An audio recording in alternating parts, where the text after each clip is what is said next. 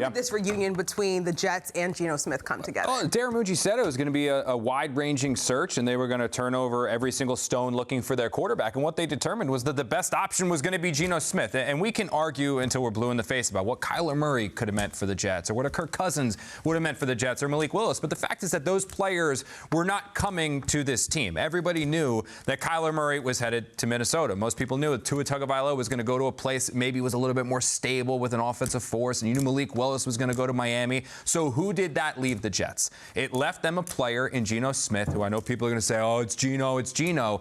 But he's been a pretty productive player since he left New York. Yeah. 2 years ago, 4,300 yards, 21 touchdowns.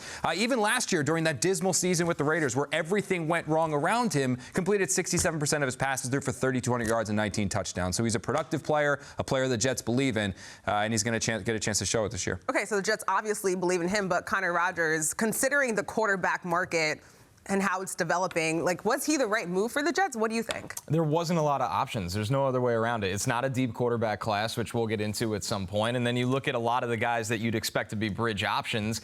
They signed 2-year deals last year, right? Jacoby Brissett and Jameis Winston and Mac Jones. So those guys, some of those teams didn't even want to trade those guys because they need good backups. So there's a limited market. I don't think Kyler Murray was coming here, and I know you could speak to that as well. And then when it comes down to it, you look at Geno, at least when you see him in elevated situations, right, behind a better offensive line, when protected, he's played at a capable level in terms of being a functioning starting quarterback. So I think the Jets didn't have a lot of great options where the fan base was going to be fired up by whatever they did. But I think if they put the right situation around Geno, he's shown, when you go back to that Seattle season, I mean, when he wasn't pressured, right, you look at that year, he completed 77% of his passes through 14 touchdowns and 2 picks. Now, you're not going to keep your quarterback clean on every single play, but I know the Jets believe in their offensive line. That'll be a significant upgrade from what he had from the Raiders last year. What do you think, Bart? Well, you know, it's a saying out there, a belief that Frank Wright likes a particular type of quarterback. Right? That's why Kyler Murray was never really considered, because he likes a tall quarterback, play action over the top. You know, I think this was the best move that was available. I mean, the other moves that Sam Howell, Marcus Mariota, Carson Wentz, Andy Dalton, Joe Flacco, you know, they have to get somebody to replace Tyrod Taylor, too. They need a good backup. But, you know, I think when you talk about a run game, you talk about being able to have a professional, somebody that's played in multiple systems, somebody that's willing to have the arm strength to push the ball down the field. You talk about what Frank Wright was able to do with guys like Nick Foles, heavy play action pass, and now you have the receivers that you can take advantage of, Garrett Wilson and Adonai Mitchell. And let's see if they add to this. But, you know, the one thing that people, I think the fans will probably get tired of, we talked about the 67% in completion rate, but we don't talk about the interceptions that he's had. Right. And he's going to have to be better and more responsible with the ball, but that's all predicated off being able to run the football, and hopefully they continue to build this offensive line and build some offensive weapons on the other side. Trades, too. You mentioned trades was never an option either. Yeah, Mac Jones, I was hoping. That's a second-round pick, though. That's a second-round pick. But I'll make the quick argument for Mac Jones. What I liked about Mac Jones is that you would have been, and Geno's also $3 million, too. Yeah. That's what you love about the Geno Smith, that you're not spending that much money because you're already worried about still paying Aaron Rodgers, and you're still paying, you know, Justin Fields, who probably is going to get cut post-June 2nd or something like that.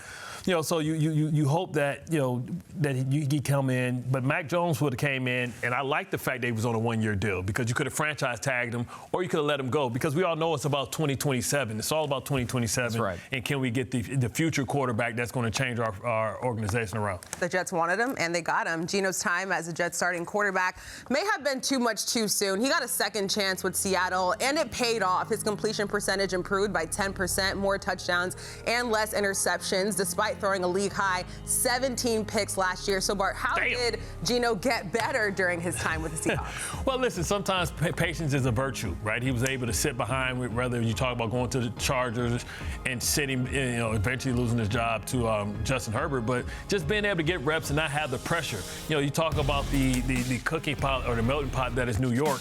You know, we've seen a lot of quarterbacks, whether it's Sam Darnold, who just won his first Super Bowl. You know, when they leave here, sometimes they don't have all the pressure, and we don't have all the coverage, and they're not getting beaten down in the national media. So he was able to sit back, and like he said, they wrote him off and he didn't write back. But guess what? They're calling again. They're writing right now, Geno, and this is a great opportunity. I always love when a great quarterback is trying to extend his career, and he understands that this is his last opportunity, and he's going to get an opportunity to be a starting quarterback, and maybe he can find somebody else that will believe in him later down the line. When Geno spoke with the media earlier today, he said that he thinks that the Jets are getting an even better quarterback than he was with the Seahawks. So obviously he sees a lot or a really bright future with his system. But Connor Rogers, how does his style benefit guys like Garrett Wilson? Well, number one, as Bart said, he can push the ball down the field. And when you look at Garrett, he's such an unorthodox style of wide receiver because his movement's different. His release package can be a little elongated sometimes, but he's somebody when the play extends, he can get over the top of the defense, but, you know, Geno's a guy that'll hang in and stare down the field. He won't be skittish, leave the pocket early. He takes a lot of sacks because of that. He throws a lot of interceptions because of that, but he also hits a lot of big plays because of that. And when you watch the tape of Garrett Wilson,